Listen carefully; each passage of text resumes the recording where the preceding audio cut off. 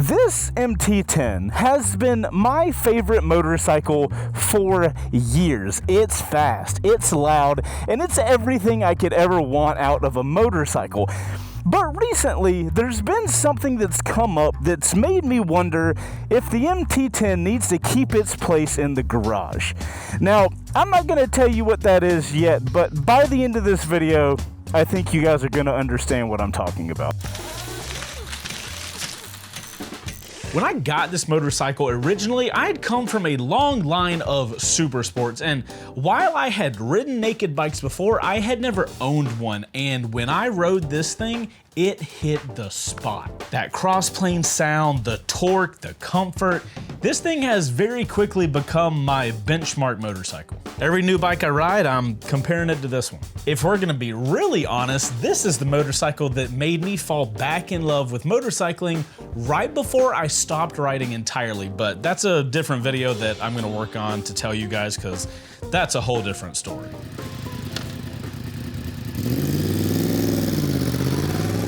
So guys, I think the easiest and most efficient way I can talk through this video with y'all is kind of highlight the things I like most about my MT-10, and that way you guys can see where my allegiance lies with this motorcycle.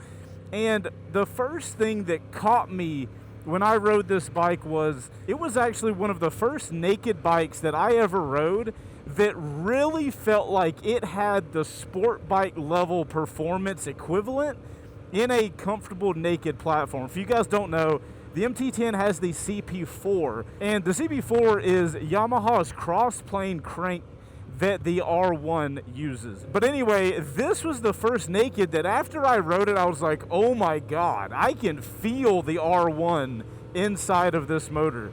After that, I mean, obviously it's detuned and stuff like that. I don't want to, go crazy with that. But I threw a comfort seat on this thing, and now suddenly, and that's a Yamaha comfort seat, and after adding that comfort seat, I suddenly found myself with a motorcycle that was very comfortable, that I could literally do touring on, and I have multiple times.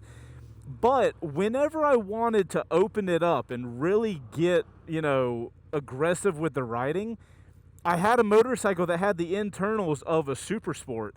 And I think that combination of performance and comfort is really what kind of got me perked up about something like this existing. Now, over the years that I've had this bike, I have come to love other things. I love the power delivery of the CP4, specifically in the MT-10. The bike also has like a level of power that even for an experienced rider will absolutely scare you. You're in the wrong gear, giving it a little too much throttle in the wrong spot, and bro, I promise you, your front wheel's gonna come up. Like, hold on, well, I know for a fact over the crest of this hill it will. Little power, front wheel's up every time. And that's moderate, the tiniest amount of throttle. But I also am one of those people that really like the transformer look which this model MT-10 has. Also now, one of the newer things that I appreciate about this motorcycle is that it has adjustable suspension. I have not adjusted it yet, but the fact that it has adjustable suspension is really nice. It kind of, at least at the time when I bought it, I was like, well, I don't understand suspension, but whenever I do, I'll be able to grow into the motorcycle. And that was the kind of mentality I had when I bought this bike. Because if I'm going to be honest, when I got this thing, I had no business getting a motorcycle that had this much horsepower, this much torque. But I did anyway because I was like, oh, I'll grow into it. And how many of you guys have said that before? I am one of those same dudes. I'll grow into it. It'll be fine. I can handle it. I do like that it has ride modes. It does have a quick shifter. It has a lot of the nice little things that I like to have in a motorcycle. Because you guys probably know at this point, I'm a little more performance oriented with my riding. I'm kind of growing into more of a touring guy from what I'm noticing of myself. But currently, or at that moment, performance was a big deal, and the MT-10 just scratched every single itch. Now, this all being said, I did not find the MT-10 perfect, and over time, I have realized even more so that it is not a perfect motorcycle. Now, ironically, the first time I really noticed that there was a major issue with the MT-10 is when I tried to do some touring on it. Now, it can tour really well, and by tour, I mean has the power, has the cruise control, has the comfort to tour, right? It's capable of doing that. But when you're on a tour with this motorcycle, you suddenly really realize that the gas mileage is atrocious. It does not get good MPG at all. I don't know what's happening there. And any of my guys out there that own an MT-10, every one of them will agree with me on that. It's just something that the CP4 is not known for. Wow, this is a beautiful road this time of the year. This is awesome. Yeah, the gas mileage is just atrocious. Another thing a lot of people seem to not like about this bike are the looks. But, I mean, as long as you're cool with Decepticons, if you're a mega strong guy, you're good. If you're an Optimus Prime guy, I can't really guarantee that you'll enjoy it. It also sounds fantastic. If I'm gonna really place my flag down, I'm gonna say the MT-10 with an exhaust is one of the best sounding motorcycles on our blue and green planet. I don't know. I would say it's top 5. I don't know where in the top 5, but it is most certainly up there. Guys, I'm literally sitting here trying to come up with things I don't like about the MT-10. Oh, that thing. I'm literally trying to sit here and dig into my mental area to decide what I don't like about this bike, and I'm having a hard time, but I just thought of something. The screen on this bike, I mean, bro, my second Game Boy had a better screen than the MT-10 has. It's just, I mean, it is what it is. What are you going to do about it? For 2019, this bike had good tech, you know, the different rider modes, the traction control, and all that kind of stuff. If you compare this to a newer model motorcycle, the MT-10 will feel like it's way behind. It doesn't have a 6-axis IMU. It doesn't have wheelie control, slide control, lean, like it doesn't have any of those super advanced rider controls, but for its time it felt fine. It felt like it had everything it needed. Obviously, this motorcycle came out right before the Bosch big IMU 6-axis IMU thing, where all the models started getting that. So I'm gonna be honest with you guys, I haven't really felt the need for any of those rider aids. It'd be nice to have slide control especially with a bike with this much power, but it is what it is. Controls wise, the bike's held up fine. I have no issues. They still look like Yamaha controls. They still work fine, and they've honestly operated the exact same the entire time I've had the motorcycle. Overall, as you guys can see, my pros versus cons on the MT-10 is very far in the pros direction.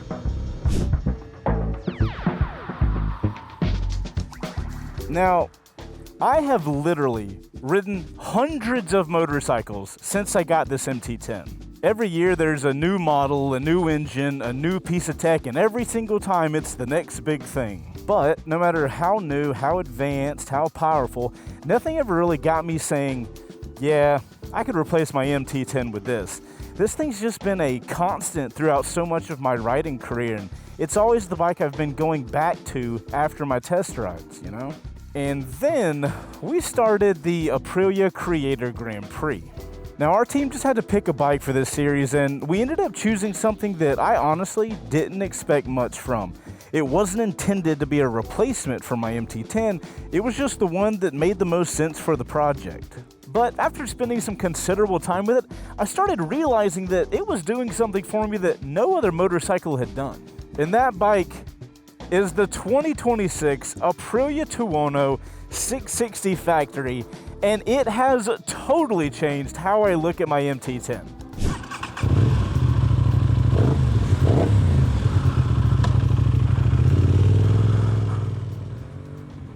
The thing about the Tuono is that it's so much smaller and so much lighter, you're able to just throw this thing around turns and it feels so much faster, especially on more technical roads when you're really moving the bike from side to side. And it's still a naked bike. It's still got that comfort that I'm looking for in a naked bike, but with this being an Aprilia, it naturally has racing in its DNA, and you can authentically feel that in this motorcycle. It's almost one of those weird, ambiguous things that I can't really put my finger on, and it's not just their little slogan of like, be a racer. It's what this bike feels like, and I think I really attached to that, being able to have the comfort side of things in a naked bike, but still have that race DNA. That's something I've ended up really liking. Now, with this bike being smaller, yes, that does mean it has less power.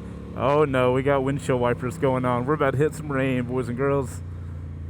On the race bike, you know what? We're gonna pop it into commuter mode. Give us a little more traction control.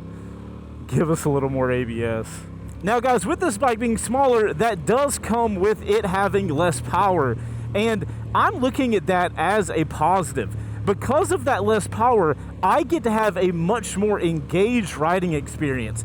I'm revving the bike up more and using more of that rev range. I'm shifting the gears far more, and that gets me way more engaged in the riding experience compared to a bigger motorcycle where you're really just sticking in a couple gears for the majority of the riding that you're gonna be doing.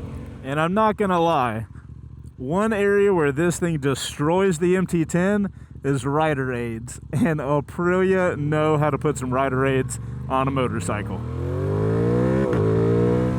Speaking of tech on these two motorcycles, we are not even gonna mention the difference in the screens on both of these bikes because it wouldn't even be fair to compare them.